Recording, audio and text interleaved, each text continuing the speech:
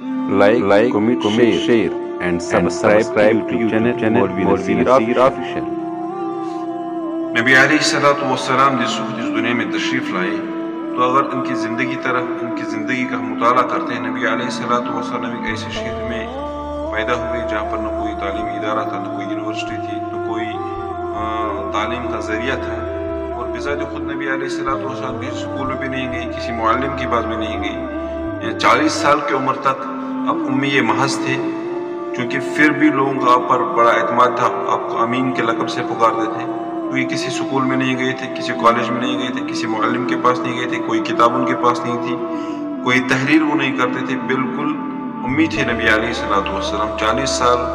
بعد ہونے کے بعد جب نبی علیہ الصلوۃ والسلام کے زبان مبارک سے کچھ ایسے کلمات نکلے، ایسے الفاظ نکلے جو محیر العقل تھے، عقل میں آنے والے الفاظ نہیں تھے، ایسی تبلیغ تھی، ایسے الفاظ تھے، تو کفار مکہ جو تھے بڑے پریشان ہو گئے کہ نبی علیہ الصلوۃ والسلام نے کسی سکول میں پڑھے ہیں، نہ کسی استاد کے پاس گئے ہیں، کہیں بھی نہیں، اور پھر ایسی دعوت، ایسے کلمات جن کو سن کر وہ پریشان ہوئے، جن کو سن کر ان کو تعجب ہوا کہ ایک ان پڑھ، ایک امی انسان ایسے کلمات کیسے بیان کر سکتا ہے۔ تو جب نبی علیہ الصلوۃ والسلام کی تعلیم آگے بڑھی تو دشمنوں کی بڑی تعداد شروع ہوئی، تو پھر کچھ لوگوں نے اناد کی بنا پر نبی علیہ الصلوۃ والسلام سے 3 سوال کیے، جو کہ الگ الگ وقتوں پہ 3 سوال کیے گئے۔ ایک سوال نبی علیہ الصلوۃ والسلام سے یہ کیا گیا کہ اگر آپ واقعی میں اللہ کے رسول ہو تو ہمیں غیب کے خزانوں کے بارے میں بتا دو، ہم جتنے بھی دنیا میں خزانے ہیں اللہ کے، ان کے بارے میں ہمیں بتا دو تاکہ ان سے ہم فائدہ اٹھا سکیں۔ اسی طرح سے ایک سوال نبی علیہ الصلوۃ والسلام سے کیا گیا کہ اگر آپ اللہ کے واقعی رسول ہو تو ہمیں ہر غیب کی چیز سے مطلع کر دیں، اور ان کے نفع سے اور ان کے نقصان سے ہمیں مطلع کر دیں، تاکہ ہم ہر غیب کی چیز سے، اس کے ذریعے سے جو بھی کوئی غیب کی چیز ہے اس کے شر سے بچیں، اور اس کا جو فائدہ ہے اس سے نفع اٹھا لیں۔ اس تیسرا سوال نبی علیہ الصلوۃ والسلام سے کیا گیا تھا کہ اگر آپ، ہمیں تعجب ہوتا اگر آپ اللہ کے رسول ہیں تو آپ ہمیں میں سے کیوں ہو، ہماری طرف آپ بازار جاتے ہو، کھاتے ہو، پیتے ہو، سوتے ہو، اگر آپ پھر اللہ کے رسول تو آپ انسان نہیں ہونے چاہیے، آپ فرشتہ ہونے چاہیے۔ یہ 3 سوال نبی علیہ الصلوۃ والسلام سے 3 مختلف اوقات میں کیے گئے تھے، اور رب ذوالجلال نے اس کا جواب دیا۔ نبی علیہ الصلوۃ والسلام کے اوپر رب ذوالجلال نے آیت کریمہ نازل کی اور اس کا جواب دیا گیا، قل لا اقول لكم عندي خزائن الله ولا اعلم الغيب ولا اقول لكم اني ملك ان اتبع الا ما يوحى الي قل هل يستوي الاعمى والبصير افلا تتفكرون۔ سورہ انعام ہے جی، آیت نمبر 50 میں۔ تو تینوں سوالوں کا جواب نبی علیہ الصلوۃ والسلام نے، رب ذوالجلال نے نبی علیہ الصلوۃ والسلام کے ذریعے ان کو دلوایا کہ سب سے پہلا سوال جو کیا گیا تھا کہ اگر آپ اللہ کے رسول ہیں تو ہمیں اللہ کے خزانوں پہ ہمیں مطلع کر دیں، خزانے بتا دیں ہمیں۔ تو رب نے کہا آپ ان سے کہہ دیجئے، قل آپ ان سے کہہ دیجئے لا اقول لكم عندي خزائن اللہ، کہ میں نے کب کہا میں اللہ کے خزانوں کو جانتا ہوں۔ لا اقول، میں نے کب کہا، آپ کہہ دیجئے قل لا اقول، میں نے کب کہا، عندي میرے پاس خزائن اللہ، اللہ کے خزانے ہیں، ولا اعلم الغیب، اور نہ میں غیب کو جانتا ہوں، نہ میں غیب کا علم رکھتا ہوں، ولا، اور میں نہیں، اعلم جانتا ہوں، غیب کی چیزیں، ولا اقول لكم انی ملک، اور میں نے کب کہا میں فرشتہ ہوں۔ ان سوالوں کو جواب بڑے بہترین جواب ہے، اور رب نے یہ بھی آگے ان سے فرما دیجئے آپ، ان اتبع الا ما یوحى الی، بلکہ میں اتباع اسی چیز کی کرتا ہوں بذات خود جو مجھ پہ وحی کی جاتا ہے، اور اسی میں آپ لوگوں کو بھی دعوت دیتا ہوں۔ قل هل يستوي الاعمى والبصير، آپ ان سے یہ بھی کہہ دیجئے کیا ایک دیکھنے والا اور ایک اندھا، ایک بصیرت رکھنے والا اور ایک بصیرت نہ رکھنے والا، ایک اندھا، کیا یہ دونوں برابر ہو سکتے ہیں؟ افلا تتفکرون، کیا تم عقل رکھتے ہو، کیا تم غور و فکر اس میں کرتے ہو؟ تو دیکھیے یہ 3 جواب جو 3 سوالوں کا ہے، ایک ضعیف الایمان مسلمان کے لیے بہت اہم ترین آیت کریمہ ہے اگر ان پہ غور کر لیں تو، کیونکہ جس طرح سے آج کل کی دنیا میں ایک ضعیف الاعتقاد انسان یہی اعتراضات اور انہی چیزوں پر لوگوں کو بھڑکاتے ہیں کہ دیکھو نبی غیب کی چیزیں جانتے ہیں، نبی کو ہر ایک چیز کے اللہ کے خزانوں پہ اطلاع تھی، تو اس آیت کریمہ کی طرف مہربانی کر کے رب کے لیے دیکھو اور سمجھو رب کیا کہہ رہے ہیں۔ سب سے پہلے اللہ تبارک و تعالیٰ نے کس انداز میں لا اقول لكم عندي خزائن اللہ، آپ ان سے کہہ دو کہ میں نے کب کہا میں اللہ کے خزانوں کو جانتا ہوں۔ تو لازم اس سے آتا ہے کہ اللہ کے جتنے بھی خزانے ہیں ان کو بذات خود ان کو نبی علیہ السلام کو اللہ کے تمام خزانوں کا علم نہیں ہے، اب جو یہاں پر خزانے کا لفظ آیا تو خزانے سے مراد کیا ہے؟ خزانے سے اگر دیکھا جائے بذات خود جہاں کلام پاک سے ہمیں اس کی ایک دلیل ملتی ہے رب ذوالجلال کے الفاظوں سے، تو رب کہتے ہیں ایک جگہ پر وَإِن مِّن شَيْءٍ إِلَّا عِندَنَا خَزَائِنُ اللَّهِ وَإِن مِّن شَيْءٍ إِلَّا عِندَنَا خَزَائِنُ اللَّهِ عِندَنَا خَزَائِنُهُ وَإِن مِّن شَيْءٍ إِلَّا عِندَنَا خَزَائِنُهُ کہ وہ کون سی چیز ہے جس کا خزانہ ہمارے پاس نہیں ہے، وہ کون سی چیز ہے جس کا خزانہ ہمارے پاس نہیں ہے۔ تو یہاں پر خزانے سے مراد دنیا کی ہر کوئی شے ہے۔ معلوم یہ ہوا کہ رب ذوالجلال کے پاس دنیا کی ہر ایک چیز کی معلومات ہے، ہر چیز کے خزان سے دنیا کا ہر چیز کا علم ہے، اور نبی علیہ الصلوۃ والسلام کو ہر چیز کا علم نہیں ہے۔ اگر ایسا ہوتا تو رب کہتا ہے کہ میرے پاس بھی ہے، نبی علیہ الصلوۃ والسلام کے پاس بھی۔ ہاں، ہم اس چیز کا عقیدہ رکھتے ہیں کہ اللہ کے بہت سارے ایسے خزائن ہیں جن پر رب ذوالجلال نے بذریعہ وحی یا بذریعہ خواب یا بذریعہ فرشتہ نبی علیہ الصلوۃ والسلام کو بہت سارے خزانوں پہ مطلع کیا ہے، ان کی اطلاع دی ہے، ان کی خبر دی ہے۔ لیکن جتنے بھی دنیا کے خزائن ہیں ان سب پر اللہ کے نبی علیہ الصلوۃ والسلام پر تو معلوم نہیں ہے، بلکہ تمام جتنے بھی دنیا کے خزائن ہیں ان کا علم صرف اور صرف رب ذوالجلال کے پاس ہے۔ نمبر 1، تو یہاں پر ہمیں اس مسئلے کا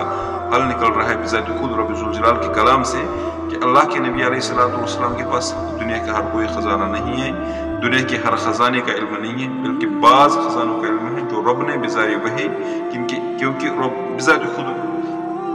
نبی علیہ الصلوۃ والسلام فرمائے، بذات خود اللہ تبارک و تعالیٰ فرمائے نبی علیہ الصلوۃ والسلام کو آپ کہہ دیجئے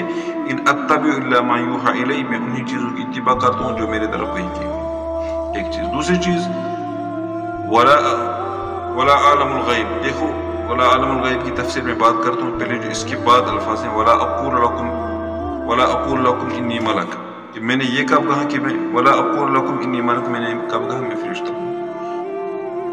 تو نبی علیہ الصلوۃ والسلام نے اس تیسرے سوال کا بھی جواب دیا کہ میں نے جب کہا ہی نہیں میں فرشتہ ہوں تو آپ مجھ پہ یہ سوال کیوں کر رہے کہ آپ فرشتہ ہیں؟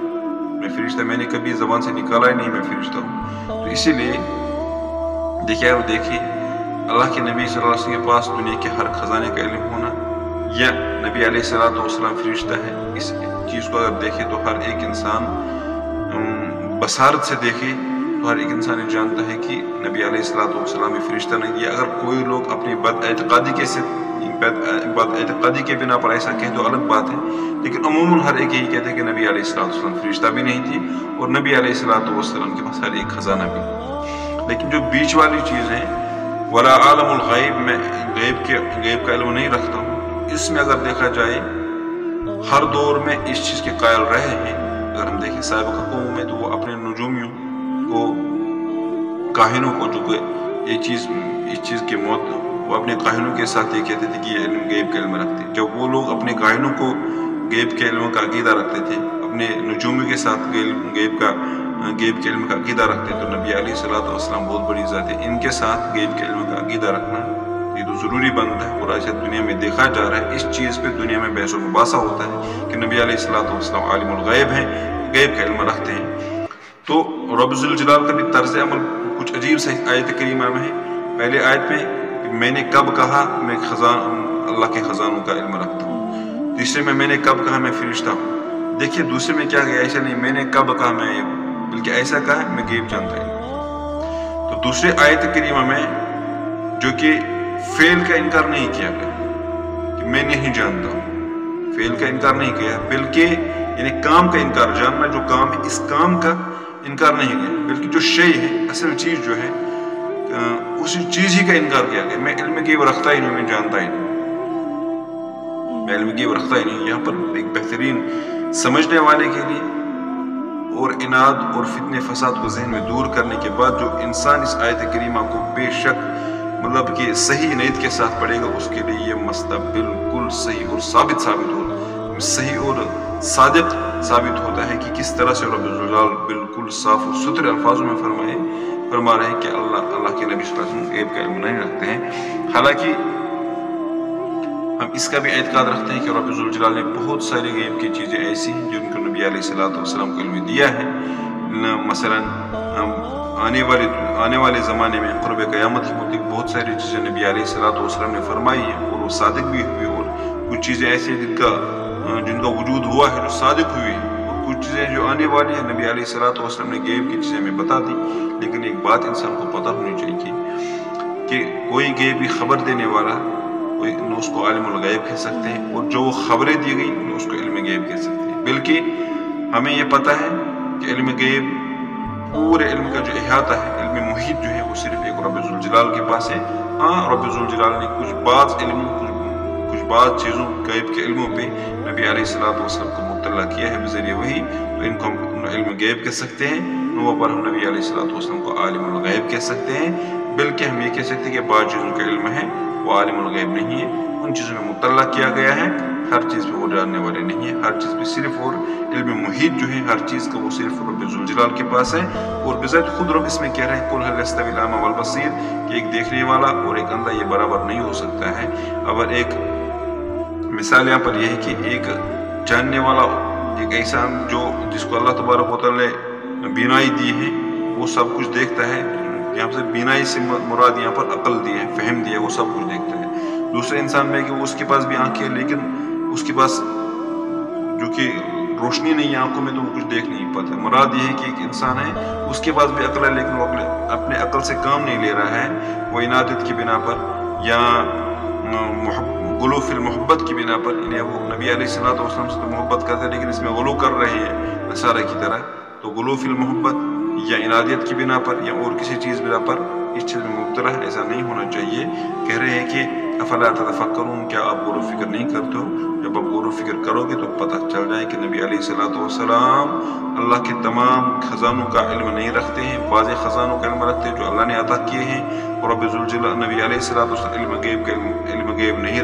عالم الغیب نہیں تھے، غیب کا علم نہیں جانتے ہیں سوائے ان چیزوں کی جن پر مطلع کیا رب ذوالجلال نے، ان کو عالم الغیب نہیں کہہ سکتے ہیں، اور چیزوں کے علم الغیب نہیں کہہ سکتے ہیں۔ اسی طرح سے نبی علیہ الصلوۃ والسلام فرشتہ نہیں تھے، ایک انسان تھے اور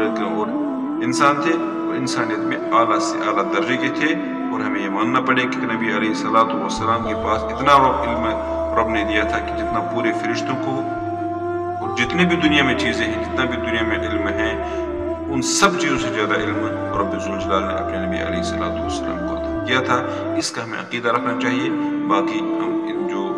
گلوں کے لحاظ سے یا دوسری چیزوں سے جو باقی ہم عقیدہ رکھتے ہیں، فاسد عقیدہ رکھتے ہیں، ایسا نہیں کرنا چاہیے۔ اللہ تعالیٰ سمجھنے کی توفیق دے اور غور و فکر کرنے کی توفیق دے،